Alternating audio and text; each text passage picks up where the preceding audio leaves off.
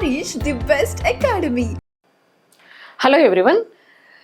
AP Telangana నిరుద్యోగ యువతకి ముఖ్యంగా ఎవరైతే ఎంఎస్సీ జువాలజీ కంప్లీట్ చేసుకొని జూనియర్ కాలేజ్ లెక్చరర్ పోస్టులకి, అదేవిధంగా డిగ్రీ కాలేజ్ లెక్చరర్ పోస్టులకి, గురుకుల లెక్చరర్ పోస్టులకి ఎవరైతే ప్రిపేర్ అవ్వాలి, ఒక లెక్చరర్ జాబ్ సంపాదించాలి అనే ఒక లక్ష్యంతో ఉన్నారో అలాంటి యువతకి, అలాంటి నిరుద్యోగ యువతకి ఒక గుడ్ న్యూస్ ఏంటి అంటే హరీష్ అకాడమీ ద్వారా నా క్లాసెస్ మీ ముందుకు రాబోతున్నాయి.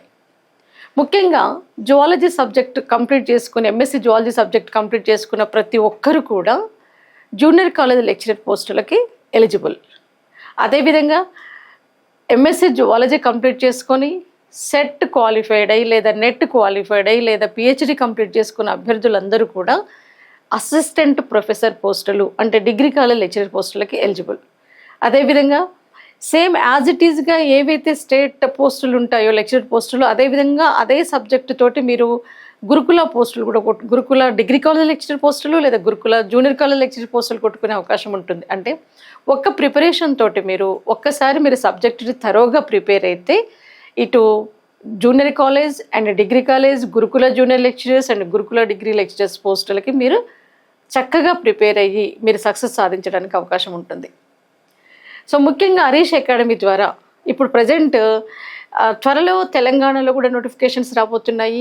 అదేవిధంగా ఆల్రెడీ ఏపీలో నోటిఫికేషన్స్ క్యాలెండర్ రిలీజ్ చేశారు, షెడ్యూల్ రిలీజ్ చేశారు. కాబట్టి నోటిఫికేషన్ వచ్చేంత వరకు ఎదురు చూడకుండా, అంటే నోటిఫికేషన్ వచ్చాక మొదలు పెడతాము అన్న ఆలోచన కనుక మనలో ఉన్నట్లయితే ఖచ్చితంగా మనం సక్సెస్కి చాలా దూరంలో ఉన్నట్లు లెక్క. ఎవరైతే నోటిఫికేషన్ రాబోతుందని తెలిసాకనే అంతకంటే ముందే ప్రిపరేషన్ మొదలు పెడతారో వాళ్ళు 100% సక్సెస్ అవుతారు. సో ఇక్కడ జువాలజీ సబ్జెక్టుకి సంబంధించి నేను కంప్లీట్ సిలబస్ని ఈ అకాడమీ క్లాసెస్లో, హరీష్ అకాడమీ ద్వారా యాప్ క్లాసెస్ అంటే జూమ్ క్లాసెస్ ద్వారా నేను మీకు కంప్లీట్ సిలబస్ మీద నేను సింగిల్ హ్యాండ్ మీకు లెక్చర్స్ ఇవ్వబోతున్నాను. టోటల్ సిలబస్ నేను కంప్లీట్ చేస్తాను. సో ముఖ్యంగా నేను ఈ వీడియోలో మీకు చెప్పాలనుకున్న విషయం ఏంటి అంటే ఎవరైతే కాంపిటేటివ్ ఎగ్జామ్స్ ప్రిపేర్ అవుతున్నారో పోటీ పరీక్షలకి, ఎస్పెషల్లీ ఈ గవర్నమెంట్ లెక్చరర్ పోస్టులు కొట్టాలి అన్న ఏంతో ఎవరైతే ప్రిపేర్ అవుతున్నారో వీళ్ళకి ప్రిపరేషన్ పట్ల ఒక సందిగ్ధత అనేది ఉంటుంది. ఎలా చదవాలి, ఎక్కడ మొదలు పెట్టాలి, ఎక్కడ ఎండ్ చేయాలి, ఎలా చదవాలి, అసలుకి క్వశ్చన్స్ ఎలా వస్తాయి, ఏం చదివితే సరిపోతుంది, చాలామందికి తెలియదు. ఎందుకు అంటే ఇప్పుడున్నటువంటి సిచ్యువేషన్లో కాలేజెస్లో కావచ్చు, మొత్తం సెమిస్టర్స్ ఉన్నాయి. ఫర్ ఎగ్జాంపుల్ డిగ్రీ కాలేజెస్లో సో అందరూ డెప్త్గా చెప్పకపోవచ్చు. మీకు సెమిస్టర్ వైజ్ సిలబస్ అయిపోతుంటుంది, ఎగ్జామ్స్ రాస్తుంటారు. ఎకడమిక్ పాయింట్ ఆఫ్ వ్యూ ఎగ్జామ్స్కి తర్వాత మీ కంప్లీట్ కాంపిటేటివ్ ఎగ్జామ్స్ ప్రిపరేషన్కి ఎంటైర్ డిఫరెన్స్ ఉంటుంది, అసలు పోలిక ఉండదు. ఎందుకు అంటే అకాడమిక్ పాయింట్ ఆఫ్ వ్యూ అంటే మనం ఏవో కొన్ని ఇంపార్టెంట్ క్వశ్చన్స్, రిపీటెడ్ క్వశ్చన్స్ చదువుకొని కూడా మీరు ఎగ్జామ్స్ పాస్ అవ్వచ్చు, మంచి మార్క్స్ సంపాదించవచ్చు, అది వేరే విషయం. కానీ ఒక పోటీ పరీక్షలో మీలాగా ప్రిపేర్ అయ్యే వాళ్ళు చాలామంది ఉంటారు, థౌజండ్స్ నుంచి ల్యాక్స్లో ఉంటారు. సో అలాంటి వాళ్ళతోటి మీరు పోటీ పడి ఒక ఉద్యోగం సాధించాలి అంటే మీరు ఒక నోటిఫికేషన్కి ఎంతమంది అయితే అప్లై చేస్తారో, ఫర్ ఎగ్జాంపుల్ ఒక నోటిఫికేషన్కి 1,00,000 మంది అప్లై చేశారు, ఒక 50,000 మెంబర్స్ అప్లై చేశారు అంటే ఆ 50,000 లేదా ఆ 1,00,000 మెంబర్స్ కంటే మీరు ముందు వరుసలో ఉండాలి, అప్పుడే మీకు జాబ్ వస్తుంది. అంటే ఎంత పటిష్టమైనటువంటి ప్రిపరేషన్ ప్లాన్ ఉండాలి, ఎంత పటిష్టంగా ప్రిపరేషన్ ఉండాలి, ఎంత డెప్త్గా చదవాలి అనేది మీరు ముందుగా మీ మైండ్లో ఫిక్స్ చేసుకోవాల్సినటువంటి విషయాలు. సో ప్రిపరేషన్ ఎప్పుడు కూడా ఎగ్జామ్స్, ఒక కాంపిటేటివ్ ఎగ్జామ్స్ పాయింట్ ఆఫ్ వ్యూలో చదవాలి అంటే సబ్జెక్టు మీద మీకు తరోగా అవగాహన ఉండాలి. ఏది మీకు ఇక్కడ ప్రధానమైనటువంటి విషయం ఏంటి అంటే ఏది ముఖ్యము, ఏది వదిలేయాలి. మనం సబ్జెక్టు మనం ఓన్గా చదువుకుంటూ వెళ్ళిపోతున్నప్పుడు ఈ కన్ఫ్యూజన్ అనేది ఫస్ట్ టైం మీకు మీ మైండ్లో నుంచి పోదు. ఎందుకంటే కంప్లీట్ సబ్జెక్ట్ చదవాలి కాబట్టి ఒక్కొక్కసారి అన్నెసరీ విషయాలు, మనకంత ఉపయోగకరం కానటువంటి విషయాలను కూడా చదివే అవకాశం ఉంటుంది. కాబట్టి ఇక్కడ మనకి కోచింగ్ క్లాసెస్ వల్ల మీకు జరిగే ఒక బెనిఫిట్ ఏంటి అంటే మీకు ఒక జాబ్ కొట్టాలి, ఒక ఎగ్జామ్లో మీరు సక్సెస్ కావాలి, మీతో పోటీ పడే మిగతా వాళ్ళందరికంటే మీరు ముందు వరుసలో ఉండాలి అంటే మీరేం చేయాలి, స్మార్ట్ ప్రిపరేషన్ అనేది కూడా మీకు చాలా అవసరం. హార్డ్ వర్క్ ఉండాలి, దాంతోపాటుగా స్మార్ట్ ప్రిపరేషన్ అనేది చాలా ఉండాలి, స్మార్ట్ స్టడీ ఉండాలి. ఈ స్మార్ట్ స్టడీ అంటే ఏంటి, మనకి ముఖ్యంగా ఒక పారాగ్రాఫ్ ఉంది లేదా ఒక యూనిట్ ఉంది ఒక సబ్జెక్టులో, ఆ యూనిట్లో ఏది ముఖ్యం అనేది మీకు తెలిసి ఉండాలి. ఏ అంశం నుంచి క్వశ్చన్స్ ఫ్రేమ్ అయ్యే అవకాశం ఉంది అనేది కూడా మీకు తెలిసి ఉండాలి. అంటే ప్రతి దాని నుంచి క్వశ్చన్స్ రావు. ఓకే, ముఖ్యంగా ఒక కాంపిటేటివ్ ఎగ్జామ్స్లో క్వశ్చన్స్ ఎలా వచ్చే అవకాశం ఉంటుంది అంటే క్యాండిడేట్ని కాస్తన్న కన్ఫ్యూజన్కి లోన్ చేసి కాస్తన్న టెన్షన్ పెట్టి ఆన్సర్ రాబట్టే విధంగా ఉంటాయి. ఒక సాఫీగా రోడ్డు పోతున్నట్టుగా ఒక తారు రోడ్డు లాగా క్వశ్చన్స్ ఉండవు, మలుపులుగా ఉంటాయి. మరి ఆ మలుపులను మీరు గ్రహించగలగాలి అంటే సబ్జెక్ట్ మీద చాలా హోల్డింగ్ ఉండాలి, సబ్జెక్ట్ మీద మంచి అవగాహన ఉండాలి. ఏది ఇంపార్టెంట్ కాదు అనే విషయం మీద మీకు స్పష్టత రావాలి. సో అలా చదవాలి. తక్కువ సమయంలో మీరు అలా ప్రిపేర్ కావాలి అంటే ఎవరైనా సరే ఒక మెంటర్, ఆల్రెడీ సక్సెస్ అయినటువంటి వాళ్ళు కావచ్చు, ఆల్రెడీ జాబ్స్ రాసుకున్నటువంటి వాళ్ళు కావచ్చు, ఎవరిదైనా సరే ఒకరి గైడెన్స్ ఉన్నప్పుడు మీకు ఏమవుతుంది అంటే మీ మార్గం అనేది ఇంకా చాలా సులభతరం అవుతుంది. సో నా వరకు నేను వస్తే ఆల్రెడీ నేను చాలామందికి మీ అందరికీ పరిచయం ఉన్నటువంటి వ్యక్తిని. సో నేను జేఎల్ ఉమెన్ టాపర్గా నేను జాబ్ సంపాదించి ఆ తర్వాత అసిస్టెంట్ ప్రొఫెసర్గా నేను ప్రమోషన్ తీసుకోవడమే కాకుండా జువాలజీ సబ్జెక్టు తోటి ఇతర ఉద్యోగాలు కూడా సాధించి నేను టీచింగ్ ప్రొఫెషన్ అనేది నాకు చాలా ఇష్టం కాబట్టి ప్యాషన్ తోటి ఈ ప్రొఫెషన్లో ఉన్నాను, అదర్ గవర్నమెంట్ జాబ్స్ వచ్చినా కూడా. సో కాబట్టి చాలా కాంపిటేటివ్ ఎగ్జామ్స్ నేను జువాలజీ సబ్జెక్టు రాశాను కాబట్టి ఎలా చదివితే మనకి జాబ్ వస్తుంది, ఎలాంటి క్వశ్చన్స్ వస్తాయి అన్నట్టు గన్ షాట్గా మాకు అవగాహన ఉంటుంది. కాబట్టి మేము క్లియర్గా మీరు మీ యొక్క లక్ష్యాన్ని రీచ్ అవ్వడానికి క్లియర్గా షార్ట్కట్ రూట్ని మేము వేయగలుగుతాం.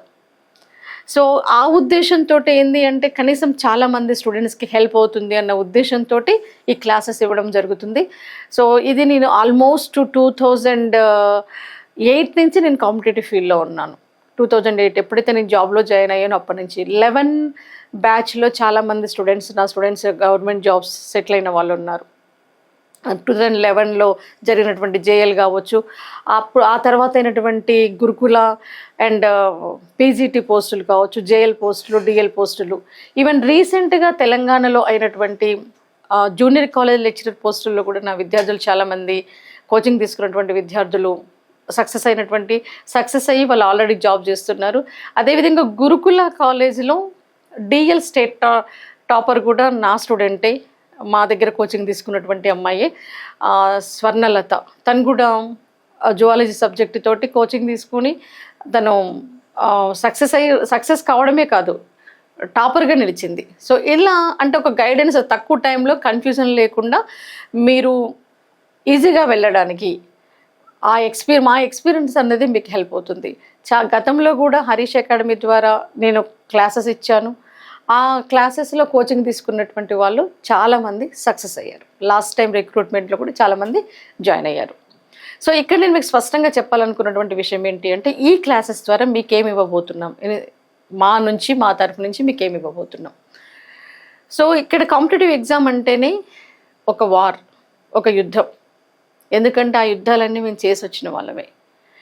ఆ మైండ్ సెట్ ఇంకా మాలో ఉంటుంది. ఎందుకంటే ఒక టీచర్కి ఉన్నటువంటి ఫ్లెక్సిబిలిటీ అదే. టీచర్ మైండ్ సెట్తో ఉండగలుగుతాడు, విద్యార్థి మైండ్ సెట్తో ఉండగలుగుతాడు.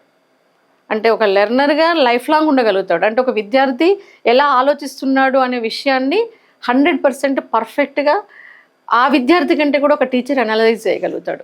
కాబట్టి మీ కాంపిటేటివ్ ఎగ్జామ్స్కి మీకు కావలసినటువంటి విషయాలు ఏంటి, మీరు ఎక్కడ కన్ఫ్యూజ్ అయ్యే అవకాశం ఉంటుంది, ఏ యూనిట్ కనుక తీసుకుంటే ఏదైనా ఒక యూనిట్ తీసుకుంటే ఆ యూనిట్లో విద్యార్థి ఎక్కడ కన్ఫ్యూజ్ అయ్యే అవకాశం ఉంది, ఎక్కడ వాళ్ళని మోల్డ్ చేయాలి, ఎక్కడ వాళ్ళకి ఈజీ పాత్ అనేది వేయాలి, ఈజీ మార్గం అనేది చూపించాలి, క్వశ్చన్స్ ఎలా వస్తే ఎలా ఆన్సర్ చేయాలి, ఇవన్నీ కూడా నా సైడ్ నుంచి మీకు 100% అష్యూరెన్స్ ఇస్తున్నాను. అంతేకాకుండా మీరు ఒక్కసారి మాకు కమిట్మెంట్ అయ్యారు అంటే ఇక మీరు వేరే టెక్స్ట్ బుక్స్ కానీ, వేరే నోట్బుక్స్ కానీ, వేరే మెటీరియల్ కానీ ఏది మీరు టచ్ చేయాల్సిన అవసరం లేదు. ప్రతి అంశంలో కూడా మీకు క్లియర్ కట్గా A to Z ఎక్స్ప్లెనేషన్ ఇవ్వడంతో పాటుగా ఆ టాపిక్కి సంబంధించి ప్రతి టాపిక్కి సంబంధించి నోట్స్ పీడిఎఫ్లు కూడా మీకు అందజేయడం జరుగుతుంది. కాబట్టి నోట్స్ కోసం మీరు ఏదో టెక్స్ట్ బుక్స్ అన్నీ కూడా ముందర పెట్టుకొని వాటిని ప్రిపేర్ అయిపోయి నోట్స్ ఇదంతా మీకు అవసరం లేదు. కేవలం నేను ఇచ్చినటువంటి క్వశ్చన్స్ని నేను 100% గ్యారంటీ ఇస్తున్నాను. 150 బిట్స్కి నా నోట్స్ల నుంచి కనీసం అంటే 150కి 150 వస్తాయని నేను చెప్పగలుగుతాను. బట్ అంతగా మిమ్మల్ని నేను మొబిలైజ్ చేసి ఏమన్నా కొన్ని రాకపోతే మళ్ళీ మీరు డిసప్పాయింట్ అవుతారు. కాబట్టి 140 to 145 బిట్స్ నేను పక్కా గ్యారంటీ ఇస్తాను. గతంలో ఇదే మాట చెప్పాను, అదేవిధంగా క్వశ్చన్స్ కూడా వచ్చాయి స్టూడెంట్స్కి. సో నేను ఇచ్చినటువంటి నోట్స్లో నుంచి, నా క్లాస్లో నుంచి మీరు మిస్ అవ్వకుండా 100% మీరు చదివి ఆ పీడిఎఫ్లు కనుక మీరు పర్ఫెక్ట్గా ఉపయోగించుకున్నట్లయితే మీకు 100% సక్సెస్ వస్తుంది. జువాలజీ సబ్జెక్ట్ వరకు నేను మీకు గ్యారంటీ ఇస్తున్నాను. ఆ గ్యారెంటీస్లో ఒకటి ఏంటి అంటే మీరు వేరే బుక్స్, వేరే నోట్స్ ఏది చదవవలసిన అవసరం లేదు. కంప్లీట్గా మేము ఇచ్చేదాన్ని ఫాలో అవుతే సరిపోతుంది ఫస్ట్ ఆఫ్ ఆల్. ఓకే, తర్వాత ఏంటి అంటే మీ కాంపిటేటివ్ ఎగ్జామ్స్కి సంబంధించి ఇన్స్టిట్యూషన్స్ తరపున అంటే హరీష్ అకాడమీ ద్వారా మీకు ఇవ్వబోయేటువంటి అష్యూరెన్స్ ఏంటి అంటే ప్రతి టాపిక్కి పీడిఎఫ్, ప్రతి సిలబస్ని ఫస్ట్ ఆఫ్ ఆల్ సిలబస్లో మీకు చాలా వరకు ఎక్కువ శాతం ఏం చేస్తుంటారంటే నేను పలానా ఇన్స్టిట్యూషన్ అని నేను చెప్పను, సిలబస్ స్టార్ట్ చేసి ఏదో మమ అనిపించే వాళ్ళు కూడా ఉంటారు. సో అలా కాదు, ప్రతి అంశం మీద మీకు డీటెయిల్డ్ ప్రిపరేషన్. ఎందుకంటే ఫస్ట్ ఆఫ్ ఆల్ నాకు కూడా సాటిస్ఫాక్షన్ ఉండదు అలా చెప్పకపోతే విద్యార్థికి. ఎందుకంటే ఏదైనా వదిలేస్తున్నామంటే పొరపాటున వదిలేసిన దాంట్లో నుంచి క్వశ్చన్స్ ఇస్తా ఎలా అని నేను ఆలోచిస్తాను. ఎందుకంటే నేను నిరంతరం కూడా విద్యార్థి యొక్క పక్షపాతినే. మీకు 100% న్యాయం జరగాలి అంతే ఇంకా. సో కాబట్టి ప్రతి అంశంలో కూడా మీకు ఏదైతే JLDL సిలబస్ ఇచ్చారో ఆ సిలబస్ మాత్రమే కాదు, ఆ సిలబస్ కాకుండా ఇంకా దానికి రిలేటెడ్ ఉన్నటువంటి సరౌండింగ్స్ నుంచి కూడా మీకు క్వశ్చన్స్ వచ్చే అవకాశం ఉంది. అంటే చాలామంది ఏం చేస్తారు అంటే కేవలం మీకు ఇచ్చినటువంటి సిలబస్ ఏదైతే మీకు కాంపిటేటివ్ ఎగ్జామ్స్కి సంబంధించి రిలీజ్ చేస్తారో ఆ సిలబస్ మాత్రమే చూసుకుంటారు. అది కాదు మనం కాంపిటేటివ్ ఎగ్జామ్స్ ప్రిపేర్ అయ్యే విధానం, దానికి రిలేటెడ్, దానికి సరౌండింగ్స్ అన్నీ కూడా ఒక అంశాన్ని కనుక తీసుకున్నట్లయితే దానికి రిలేటెడ్ అంశాలను అన్నిటిని కూడా మనం కవర్ చేయాల్సి ఉంటుంది. సో కాబట్టి ఆ టోటల్ సిలబస్ని ఏ ఏరియాస్ నుంచి మీకు ఇచ్చే అవకాశం ఉంది అనేది మేము టోటల్ సిలబస్ అంటే మీకు కేవలం సిలబస్లో ఉన్న అంశాలే కాకుండా దాని రిలేటెడ్ అంశాలన్నింటిని కూడా కవర్ చేస్తాం. ఫర్ ఎగ్జాంపుల్ చెప్తాను చూడండి, మీకు ఒక ప్రోటోజోవా కనుక మనం తీసుకున్నట్లయితే, ఇన్వర్టిబ్రేట్స్ దాంట్లో ప్రోటోజోవా కనుక తీసుకున్నట్లయితే మీకు సిలబస్లో ప్రోటోజోవా జనరల్ క్యారెక్టర్స్, క్లాసిఫికేషన్స్ అనేవి ఉంటాయి. ఓకే, దీంతో పాటుగా ఒక ఎల్ఫీడియం టైప్ స్టడీ, ప్రోటోజోవాలో ఉన్నటువంటి locomotory organelles, locomotion in protozoa, reproduction in protozoa, ఈ అంశాలు ఉన్నాయి. కొన్ని డిసీజెస్ ఉన్నాయి. ఇది మీకు జనరల్గా డిగ్రీ స్టాండర్డ్ సిలబస్లో ఉన్నది. ఓకే, కానీ ఇక్కడ కేవలం అంతే చదివి సరిపోతుందా? లేదు.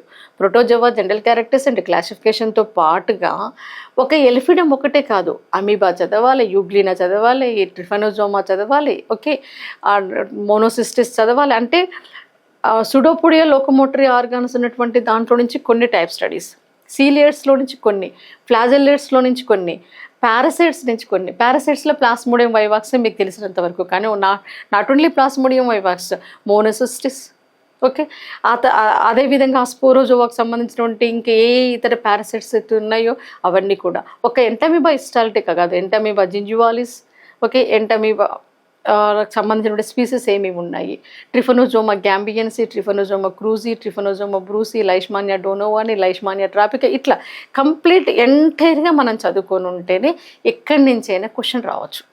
అర్థమైంది కదా? అంటే మీకున్నటువంటి సిలబస్ ఒకటి. ఇప్పుడు మేము జేఎల్ రాసినప్పుడు కూడా మాకు ఇచ్చిన సిలబసే కాదు, అంతవరకే ఆ ట్యాగ్ లైన్ వరకే మనం చదువుకొని పోతే కష్టం. దానికి రిలేటెడ్ వెనక ముందు అన్ని చదవాల్సిన అవసరం ఉంటుంది. సో జువాలజీ సబ్జెక్టు తోటి 3 కాంపిటేటివ్ ఎగ్జామ్స్లో సక్సెస్ అయినటువంటి ఎక్స్పీరియన్స్ తోటి మీకు ఎంతవరకు అవసరమో అనేది నాకు పర్ఫెక్ట్గా తెలుసు. ఆ విషయంలో మీకు 100% నేను జస్టిస్ చేస్తాను. ఓకే, సో సిలబస్లో ఉన్నటువంటి అంశాలతో పాటుగా రిలేటెడ్ అంశాలన్నింటినీ సిలబస్ని కంప్లీట్గా మీకు మ్యాక్సిమం 3 monthsలో సిలబస్ కంప్లీట్ చేస్తాను. మ్యాక్సిమం 3 monthsలో ఎంటైర్ సిలబస్ నేనే కంప్లీట్ చేస్తాను. ఆ అష్యూరెన్స్ నేను మీకు ఇస్తున్నాను. దానికి సంబంధించి మీరు హరీష్ అకాడమీని 100% మీరు ట్రస్ట్ చేయవచ్చు. ఓకే, సో ఇలా ప్రతి అంశాన్ని మీకు సిలబస్ తీసుకొని ఆ సిలబస్లో కూడా ఏది ముందు చదవాలి. ఇప్పుడు సిలబస్ ఉంటుంది, ఓకే, అందులో మళ్ళీ ఏది ఎక్కువగా క్వశ్చన్స్ వచ్చే అవకాశం ఉంది, అన్ని అంశాల నుంచి సమాన స్థాయిలో క్వశ్చన్స్ వస్తాయా, ఏవి ఎక్కువ ప్రయారిటీ ఇవ్వాలి. ఇక్కడ ఇది చాలా ఇంపార్టెంట్. ప్రయారిటీ అనేది దేనికి ఇవ్వాలి అనేది కూడా చాలా ఇంపార్టెంట్. అదేవిధంగా లింక్డ్ టాపిక్స్ ఎలా చదవాలి, ఎలా స్టార్ట్ చేయాలి, ఎలా ఎండ్ చేయాలి అనేది కూడా చాలా ఇంపార్టెంట్. ఎందుకంటే ఇవి తెలియకపోతే మన ప్రిపరేషన్ ఎలా ఉంటుందంటే గుడ్డెద్దు చేలో పడ్డట్టుగా ఉంటుంది. ఎటు వెళ్తున్నామో తెలీదు, ఎక్కడ మొదలు పెట్టామో తెలియదు, ఎక్కడ ఎండ్ చేయాలో తెలీదు. ఆ లింక్ టాపిక్స్ కనెక్షన్ అనేది మిస్ అవుతుంటుంది. కాబట్టి కనెక్టింగ్ టాపిక్స్ని ఎలా తీసుకెళ్ళాలి అనేది అదే కరెక్ట్ రూట్లో మీకు మేము తీసుకెళ్తాం. అంటే ఫర్ ఎగ్జాంపుల్ ఒక ప్రిపరేషన్ స్టార్ట్ చేశాక మీరు ఏ అంశంతో మొదలు పెట్టాలి. ఫర్ ఎగ్జాంపుల్ చాలామంది ఏం చేస్తారంటే ముందు ఫిజియాలజీ చదివేస్తారు, ఫిజియాలజీ చదివేస్తే పని అయిపోతుంది కదా అని చెప్పేసి ఆ తర్వాత ఎనాటమీలోకి వస్తారు. అలా కాదు, మనం కనెక్టింగ్ అంటే లింక్ ఎలా చేసుకుంటూ వెళ్ళాలి అంటే ఫర్ ఎగ్జాంపుల్ కార్డేట్స్ తీసుకుందాం. కార్డేట్ యొక్క జనరల్ క్యారెక్టర్స్ అంటే క్లాసిఫికేషన్ చదివేయాలి ఫస్ట్. ఆ తర్వాత ఏం చేస్తాము అంటే కార్డేట్స్ యొక్క అనాటమీలోకి వెళ్తాం. అనాటమీ అంటే ఇక్కడ ఏమవుతుంది, బాడీ యొక్క స్ట్రక్చర్స్, ఆర్గాన్స్ యొక్క స్ట్రక్చర్స్, సిస్టమ్ యొక్క స్ట్రక్చర్స్ అన్నీ మీరు నేర్చుకుంటారు. క్లియర్? సో అనాటమీ కంప్లీట్ అయిన తర్వాత ఇప్పుడు ఫర్ ఎగ్జాంపుల్ డైజెస్టివ్ సిస్టమ్ అనేది మీకు అనాటమీలో వస్తుంది. అనాటమీ కంప్లీట్ అయిన తర్వాత కంపారిటివ్ అనాటమీలోకి వెళ్తాం. అంటే ఒక సిస్టమ్ చదివిన తర్వాత కంపారిజన్ అంటే ఫిషెస్ నుంచి లేదా సైక్లోస్టోమ్స్ నుంచి లేదా ప్రోటోకార్డేట్స్ నుంచి తీసుకొని మ్యామల్స్ వరకు వాటి మధ్యన ఉన్నటువంటి డిఫరెన్సెస్ చూస్తాం. ఇక్కడ మీకు కంపారిటివ్ అనాటమీ కంప్లీట్ అయితే అదొక టాపిక్ ఉంది మీకు సిలబస్లో, ఒక యూనిట్ ఉంది. కంపారిటివ్ అనాటమీ కంప్లీట్ అవుతుంది.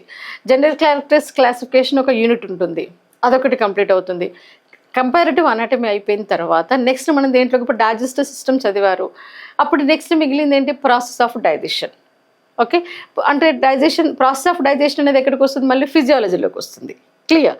సో అట్లా మళ్ళీ ఫిజియాలజీలోకి వెళ్ళిపోతాం. అంటే ఒక సిస్టమ్ మొదలు పెడితే ఫస్ట్ జనరల్ క్యారెక్టర్స్ క్లాసిఫికేషన్స్ అయిపోయిన తర్వాత ఒక సిస్టమ్ మొదలుపెట్టి డైజెస్టివ్ సిస్టమ్ మీరు ముందు చదువుకున్నారు అనుకుందాం. ఫర్ ఎగ్జాంపుల్ సిస్టమ్ కంప్లీట్గా చదివి కంపారిటివ్గా చదివి అంటే ప్రోటోకార్డేటా నుంచి మ్యామల్స్ వరకు చదివేసిన తర్వాత ప్రాసెస్ ఆఫ్ డైజెషన్ ఫిజియాలజీలోకి వెళ్ళిపోతాం. అక్కడ కంప్లీట్గా డైజెషన్ అనేది మీరు మొదలుపెట్టిందంటే మీరు మౌత్ నుంచి స్టార్ట్ అయిపోయి మీకు డైజెషన్ ప్రాసెస్ కంప్లీట్ అయిపోయేంత వరకు మీకు ఎక్కడ ఏ ఆర్గాన్స్ ఎలా హెల్ప్ అవుతాయి, ఎక్కడి నుంచి ఏ ఎంజైమ్స్ రిలీజ్ అవుతున్నాయి, ఇదంతా చదివిన తర్వాత మళ్ళీ కంపారిటివ్ ఫిజియాలజీ అంటే ఫిజియాలజీలో కూడా డిఫరెన్సెస్ ఉండొచ్చు. ఆల్ ఎంజైమ్స్ అన్ని ఎనిమల్స్లో ఉండకపోవచ్చు. ఓకే, ఆల్ సెలవరీ గ్లాండ్స్ అన్ని ఎనిమల్స్లో ఉండకపోవచ్చు. ఇలా మళ్ళీ కంపారిటివ్ ఫిజియాలజీ చూసుకుంటాం. అంటే ఇలా లింక్డ్గా వెళ్ళినప్పుడు మీకు ఏమవుతుందంటే కనెక్షన్ కుదురుతుంది, ఎగ్జామ్ చదవడం చాలా ఈజీగా ఉంటుంది, సబ్జెక్ట్ చాలా బాగా గుర్తుకుంటుంది. అదే పద్ధతిలో నేను మీకు సిలబస్ కంప్లీట్ చేస్తాను. ఓకే, ఇప్పుడు మరి ఒక కాంపిటేటివ్ ఎగ్జామ్స్లో మనం సక్సెస్ కావాలి అంటే ఓన్లీ సిలబస్ చదువుకుంటే వెళ్ళిపోతే సరిపోతుందా? నో, ఖచ్చితంగా ప్రాక్టీస్ అనేది మీకు చాలా అవసరం. మీరు బుక్స్ అన్ని రిఫర్ చేస్తూ అన్ని రకాల పుస్తకాలు చదువుతూ తెలుగు అకాడమీ బుక్స్ అని, ఆ బుక్స్ అని, ఈ బుక్స్ అని అన్ని ముందర పెట్టుకొని సెంటెన్స్ టు సెంటెన్స్ చదువుతూ దాని నోట్స్ రాసుకుని ఇదంతా మీకు ఎక్కువ టైం వృధా అవుతుంది. కాబట్టి కంప్లీట్ నోట్స్ నేను మీకు ఇస్తాను అని చెప్తున్నాను. మరి కంప్లీట్ నోట్స్ చదువుకుంటూ వెళ్ళిపోతున్నారు. ఇప్పుడు నోట్స్ ఇచ్చాను, అంతవరకు హ్యాపీ, మీరు క్లాసెస్ వింటున్నారు, నోట్స్ ఇచ్చాను, ఓకే. మరి ఇలా ఒక్కటి సరిపోతుందా? నో. నెక్స్ట్ మీరు చేయాల్సిన పని ఏంటి అంటే చదువుకుంటూ వెళ్ళిపోయారు, బట్ మీకు గుర్తుకుందా లేదా అనేది ఏంటి, రేపు ఎగ్జామ్లో మీరు ఆన్సర్ చేయగలుగుతారా లేదా, ఎలా అంటే ప్రతి టాపిక్ మీద ప్రతి యూనిట్ మీద మీకు ఒక యూనిట్ కంప్లీట్ అయిన తర్వాత ప్రతి యూనిట్ మీద ఒక గ్రాండ్ టెస్ట్ అనేది ఉంటుంది హరీష్ అకాడమీ తరఫున. ఓకే, అంతేకాకుండా మీకు దానికంటే ముందు గ్రాండ్ టెస్ట్ కంటే ముందు ప్రతి యూనిట్ మీద కనీసం మీకు 300-400 బిట్స్ మల్టిపుల్ చాయిస్ క్వశ్చన్స్ నేను PDF మీకు షేర్ చేస్తాను. మీరు ఒక యూనిట్ కంప్లీట్ అయింది ఫర్ ఎగ్జాంపుల్, ఇప్పుడు ఆల్రెడీ మీరు యానిమల్ డైవర్సిటీలో కార్డేటెడ్ డైవర్సిటీ అంటే జనరల్ క్యారెక్టర్స్ క్లాసిఫికేషన్ చదువుకున్నారు ఫర్ ఎగ్జాంపుల్, తర్వాత కంపారిటివ్ అనాటమీ సిస్టమ్స్ అన్ని చదివేశారు, ఫిజియాలజీ చదివేశారు, సిస్టమ్స్ అంటే respiration process, circulation process, endocrine, muscle contraction, nerve impulse అంతా ఫిజియాలజీ చదివేశారు. కంప్లీట్ ఒక పార్ట్ కంప్లీట్ అయింది. దీనికి సంబంధించి మీకు ఒక 1000 to 1500 మల్టిపుల్ చాయిస్ క్వశ్చన్స్ నేను ముందు మీకు ఇచ్చేస్తాను. అది మీరు చదువుతారు. చదివిన తర్వాత ఆ టోటల్ టాపిక్స్ మీద కనీసం ఒక 2-3 గ్రాండ్ టెస్ట్లు అనేవి మీకు కండక్ట్ చేయడం జరుగుతుంది. ప్రతి అంశం పైన క్వశ్చన్ ఉంటుంది. ఫర్ ఎగ్జాంపుల్ కంపారిటివ్ అనాటమీ అయిపోగానే ఒక టెస్ట్ ఉంటుంది, తర్వాత ఫిజియాలజీ అయిపోయినాక ఒక టెస్ట్ ఉంటుంది. ఓవరాల్గా ఈ రిలేటెడ్ అంశాలన్నిటి మీద కలిపి గ్రాండ్ టెస్ట్లు ఉంటాయి. ఇలా ప్రతి అంశం మీద కూడా నేనైతే మీకు ప్రాక్టీస్ చేయడానికి 100% బిట్స్ ఇస్తాను. అది కూడా ఎందుకు చెప్తున్నాను అంటే చాలామంది విద్యార్థులు చేసే మిస్టేక్ నేను చూస్తుంటాను. ఏం చేస్తారు అంటే చదువుకుంటూ వెళ్ళిపోతారు, ఆన్సర్ వచ్చినట్టుగా అనిపిస్తుంది, నాకు అంతా వచ్చు అనిపిస్తుంది, నేను ఎగ్జామ్కి రెడీ అనిపిస్తుంది, కానీ ఎగ్జామ్లో ఫెయిల్ అవుతుంటారు. చాలామంది అడిగే క్వశ్చన్ అది, మేడం నేను చాలా కష్టపడ్డాను, బాగా చదివాను, కానీ ఎగ్జామ్లో నేను ఆన్సర్ చేయలేకపోయాను. వాట్ ఈస్ ద రీజన్ అంటే ఇది ఏంది, ప్రాక్టీస్ లేకపోవడం. నువ్వెంత చదివావు అనేది ఇంపార్టెంట్ కాదు, నువ్వు చదివిన దాన్ని నువ్వు ప్రాక్టీస్ చేస్తున్నావా లేదా. అంటే ఈ ప్రాక్టీస్లో ఏంటి మీకు ఏమర్థమవుతుంది అంటే క్వశ్చన్స్ ఎలా వస్తున్నాయి, ఎలా ఫ్రేమ్ చేసే అవకాశం ఉంది, ఎలా ట్విస్ట్ చేసే అవకాశం ఉంది క్వశ్చన్ని, అలా క్వశ్చన్ అలా ట్విస్ట్ చేసినప్పుడు మనం ఆన్సర్ ఎలా చేయగలుగుతాం. అంటే ఇదంతా మనకి దేని ద్వారా అర్థమవుతుంది, ఒకటే టాపిక్ మీద క్వశ్చన్స్ డిఫరెంట్ టైప్స్గా ఫ్రేమ్ చేయొచ్చు కదా. ఫర్ ఎగ్జాంపుల్ పాలని పెరుగుగా మార్చే ఎంజైమ్ అని ఏంటి అని అడగచ్చు. ఓకే, అదేంటి, rennin enzyme. Okay, which enzyme converts the milk into curd. ఏంటిది, రెనిన్ ఎంజైమ్. పాలను పెరుగుగా మార్చే ఎంజైమ్ రెనిన్ ఎంజైమ్.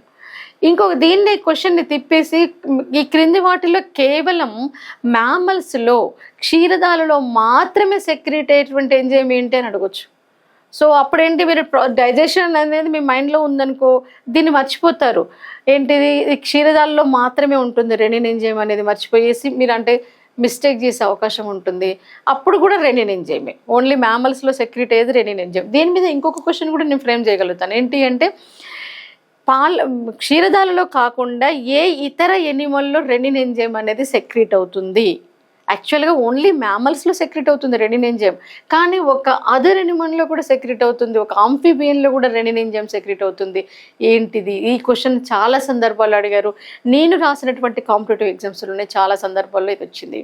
ఏంటిది అంటే నెక్ట్యూరస్ ఆంఫిబియన్, మడ్ పప్పి అంటాం, అది మ్యామల్ కాదు, ఆంఫిబియన్, ఉభయచరం అయినప్పటికీ కూడా దాంట్లో రెనిన్ ఎంజైమ్ అనేది రిలీజ్ అవుతుంది.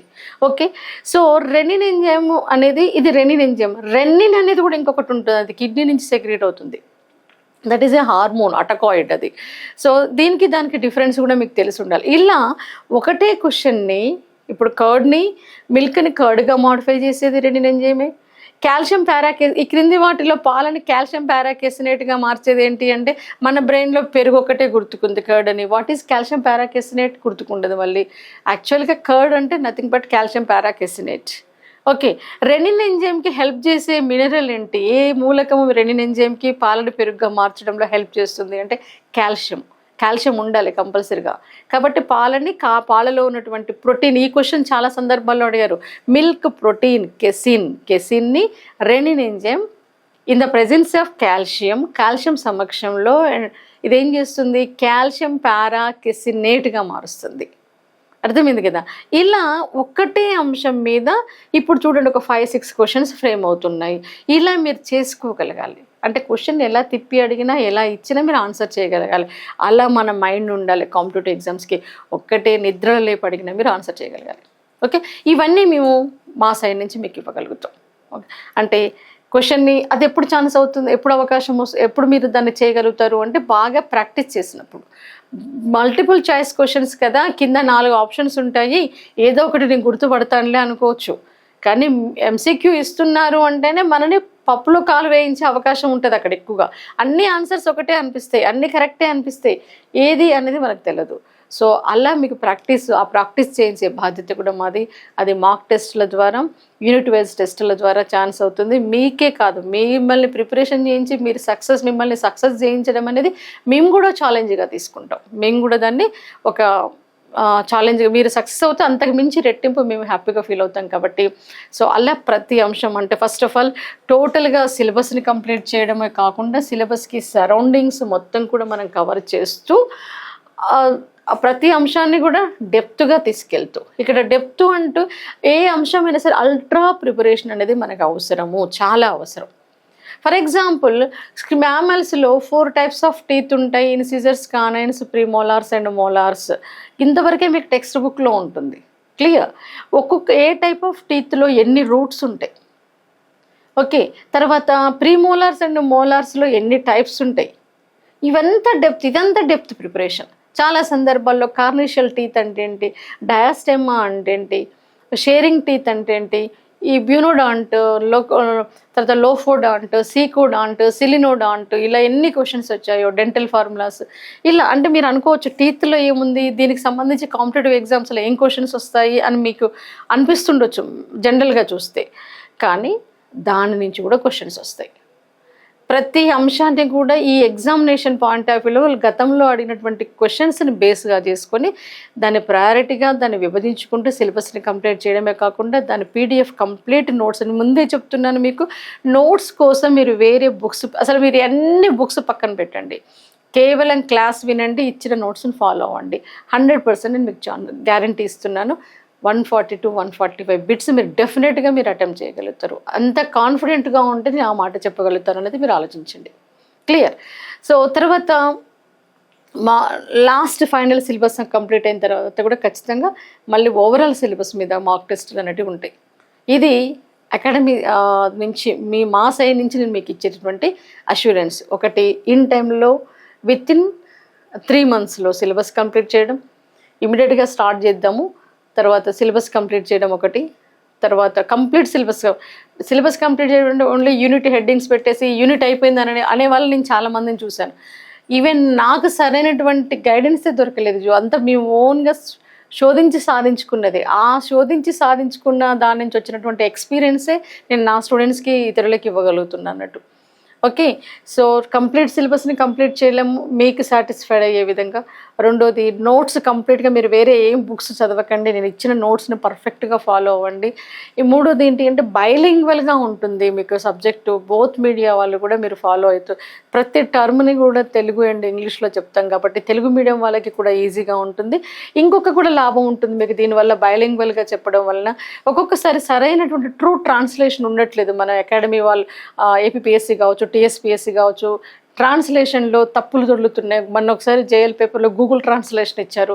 కాబట్టి ప్రతి టర్మినాలజీకి మీకు తెలుగులో ఏముంది, ఇంగ్లీష్లో ఏముందని తెలుసుకోవడం వల్ల మీకే బెనిఫిట్ ఉంది.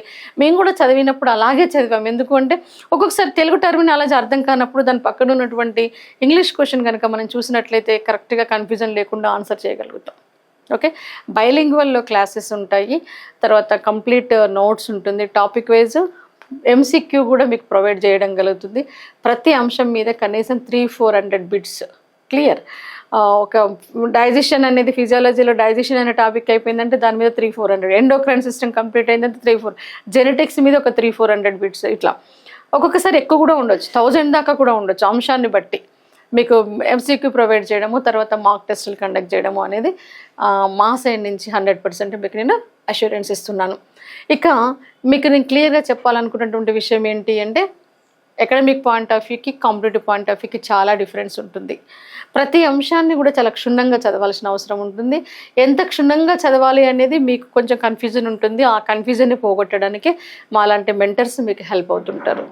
Okay, for example endocrine system తీసుకుంటే కంపల్సరీగా క్వశ్చన్స్ ఉంటాయి ఎండోక్రైన్ సిస్టమ్ మీద. ఎండోక్రైన్ సిస్టమ్ మీద క్వశ్చన్స్ లేనటువంటి క్వశ్చన్ పేపర్ ఉండదు. క్లియర్? చాలామందికి ఎండోక్రైన్ సిస్టమ్స్ నుంచి ప్రొడ్యూస్ అయ్యేది హార్మోన్స్ అని తెలుసు. కానీ ఒకసారి ఏమి ఇచ్చాడు క్వశ్చన్ పేపర్లో అంటే ఎండోక్రైన్ గ్లాండ్స్ వేటిని సెక్రెట్ చేస్తాయి అన్నాడు, కింద ఎంజైమ్స్ ఇంకేదో ఇచ్చాడు, అటకాయిడ్ అన్నాడు. అటకాయిడ్ అన్న పదం చాలామందికి హార్మోను అనేది మనకు గుర్తుకుంటుంది. What is అటకాయిడ్? అటకాయిడ్ అక్కడ ఆన్సర్ హార్మోన్ అని తెలియని వాళ్ళు అక్కడ ఆన్సర్ మిస్టేక్ చేసి క్వశ్చన్కి రాంగ్ ఆన్సర్ పెట్టేసి వచ్చే అవకాశం ఉంటుంది. ఓకే, ఇలా అన్నట్టు కెమికల్ మెసెంజర్స్, హార్మోన్స్ని కెమికల్ మెసెంజర్స్ అంటాము. ఇప్పుడు ఫస్ట్ కనుక్కున్నటువంటి హార్మోన్ ఏంటి? ఇక్కడ ఫస్ట్ కనుక్కున్న హార్మోన్ ఒకటి ఉంటే ఫస్ట్ నేమ్ పెట్టబడినటువంటి హార్మోన్ ఇంకొకటి ఉంటుంది.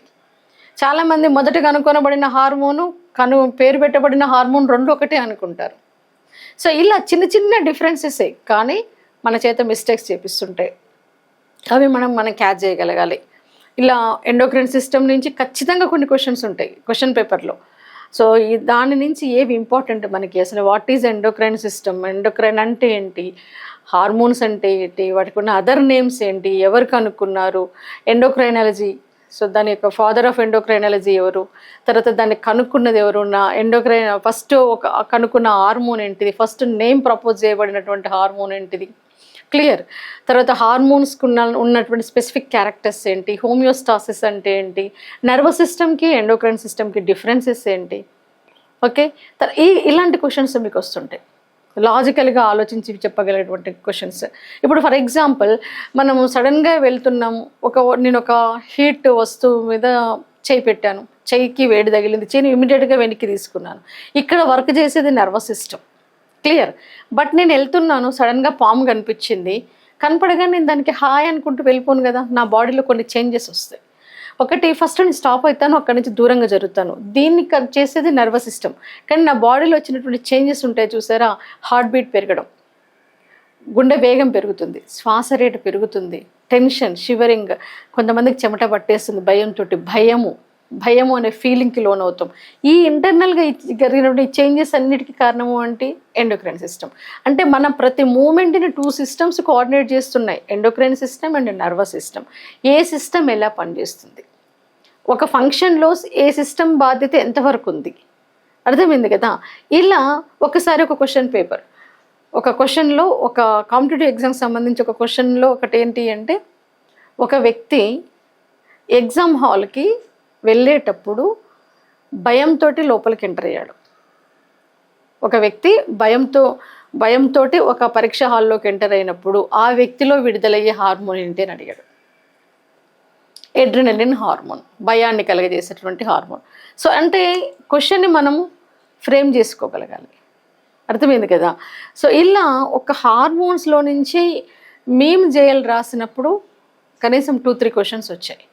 ప్రతి దాంట్లో నుంచి కూడా ఫిజియాలజీలో నుంచి క్వశ్చన్స్ లేనిటువంటి టాపిక్ ఉండదు, క్లియర్. తర్వాత వాటి యొక్క కెమికల్ స్ట్రక్చర్స్, కేవలం హార్మోన్స్ అనగానే పిట్యూటరీ గ్లాండ్ దీని నుంచి ఏం రిలీజ్ అవుతాయి, ఏం ఫంక్షన్ చేస్తాయి, ఇంతవరకు కాదు. వాటి యొక్క కెమికల్ ఏంటి, కెమికల్లీ అవి ఏంటి, రసాయనికంగా అవి ఏ పదార్థాలు, అమైనో యాసిడ్సా, అమైన్సా, లేకపోతే ఫ్యాటీ యాసిడ్సా, గ్లైకోప్రోటీన్సా, ఓకే, లేదా ఇలా అన్నట్టు. ఫర్ ఎగ్జాంపుల్ మేము జేఎల్ రాసినప్పుడు ప్రోస్టాగ్లాండిన్స్ క్రింది వాటిలో ఫ్యాటీ యాసిడ్ హార్మోన్ ఏంటి అని అడిగాడు. మన టెక్స్ట్ బుక్లో అప్పుడు మాకున్నటువంటి నాలెడ్జ్ ప్రకారం ఓన్లీ టెక్స్ట్ బుక్స్ని ఫాలో అయ్యి ఓన్లీ ఒక బుక్ని ఫాలో అయిన వాళ్ళకి అసలు ప్రోస్టాగ్లాండిన్స్ అనేది బుక్లో లేనే లేదు అప్పుడు అకాడమీ బుక్స్లో. ఆ తర్వాత మేము చదవడమే కొంచెం డెప్త్గా కాంపిటేటివ్ పాయింట్ ఆఫ్ వ్యూలో చదివాం కాబట్టి ఆన్సర్ చేయగలిగాం ప్రోస్టాగ్లాండిన్స్ అనేది. ఓకే, ఇలా ప్రోస్టాగ్లాండిన్ ఈ క్రింది వాటిలో దేనికి ఎగ్జాంపుల్ అంటాడు, హార్మోన్. ఓకే, మరి ఏ హార్మోన్, లోకల్ హార్మోన్, క్లియర్. అదే prostaglandin is a autacoid, histamine is a autacoid, serotonin is a autacoid.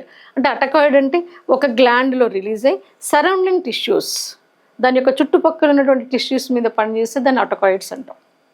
అంటే హార్మోన్స్ అన్నీ కూడా అటకాయిడ్సే. కొన్ని ఏంటి అంటే కొన్ని ఎస్పెషల్లీ లోకల్ హార్మోన్స్ ఉంటాయి, అక్కడే రిలీజ్ అయ్యి ఆ చుట్టుపక్కలనే పనిచేస్తాయి. ఇలా అన్నట్టు కొన్ని న్యూరో ట్రాన్స్మిటర్స్ ఉంటాయి, కొన్ని కెమికల్ మెసెంజర్స్ ఉంటాయి, కొన్ని 2 రకాలుగా పనిచేసే విధంగా ఉంటాయి. ఇప్పుడు ఫర్ ఎగ్జాంపుల్ అడ్రినలిన్ సింపతిన్ ఉంది, అది neuro transmitter at the same time chemical messenger. ఇలా అన్నట్టు అంత డెప్త్గా మీరు ప్రతిదాన్ని మీరు చదవాల్సి ఉంటుంది. ప్రతి హార్మోన్ ఎలా పనిచేస్తుంది దాన్ని లాజికల్గా అడిగే అవకాశం ఉంటుంది క్వశ్చన్ని. అంటే మీరు డెప్త్గా చదివినప్పుడే దాని ఆన్సర్ మీరు చేయగలుగుతారు, క్లియర్. సో ఇట్లా ప్రతి అంశం పట్ల కూడా అన్నట్టు ప్రతిదాన్ని కూడా మీరు ఇంకేదైనా సరే మీరు ఒక సిస్టమ్ తీసుకున్నారు అంటే రెస్పిరేటరీ సిస్టమ్ తీసుకున్నారు, ఇన్వర్టిబ్రేట్స్లో నుంచి మీరు చూసుకోవాలి కంపారిజన్. ఇన్వర్టిబ్రేట్స్లో ప్రోటోజోవాలో రెస్పిరేటరీ ఆర్గాన్స్, పొరిఫెరియాలో రెస్పిరేటరీ, సిలిండ్రేట్స్లో రెస్పిరేషన్, అదేవిధంగా ఎకైనోడెర్మాటా వరకు, ఎకైనోడెర్మాటా నుంచి నెక్స్ట్ మళ్ళీ protochordates to cyclostomes to fishes to mammals. ఈ కంపారిజన్ అంతా చూసుకోవాలి. దీని మీద నెంబర్ ఆఫ్ క్వశ్చన్స్ ఫ్రేమ్ అవుతుంటాయి. సో వేటిల్లో ఏవి రెస్పిరేటరీ, బుక్ లంగ్స్ వేటిల్లో ఉన్నాయి, బుక్ గిల్స్ వేటిల్లో ఉన్నాయి, క్లియర్. సో ఇలా అన్నట్టు ఒకసారి క్వశ్చన్ ఏంటి అంటే నాజల్ ఛాంబర్స్లో ఉన్నటువంటి ఉపకళ ఎపిథీలియం ఏంటి అన్నారు. నాజల్ ఛాంబర్స్లో ఉన్నటువంటి ఎపిథీలియం, నాజల్ ఛాంబర్స్ అసలు ఎపిథీలియం ఉందన్న విషయం చాలామందికి తెలియదు. ఇక్కడ ఒక జ్ఞాన సెన్సరీ ఎపిథీలియం ఉంటుంది మన నాజల్ ఛాంబర్స్లో. So that is Schneiderian epithelium అనేది.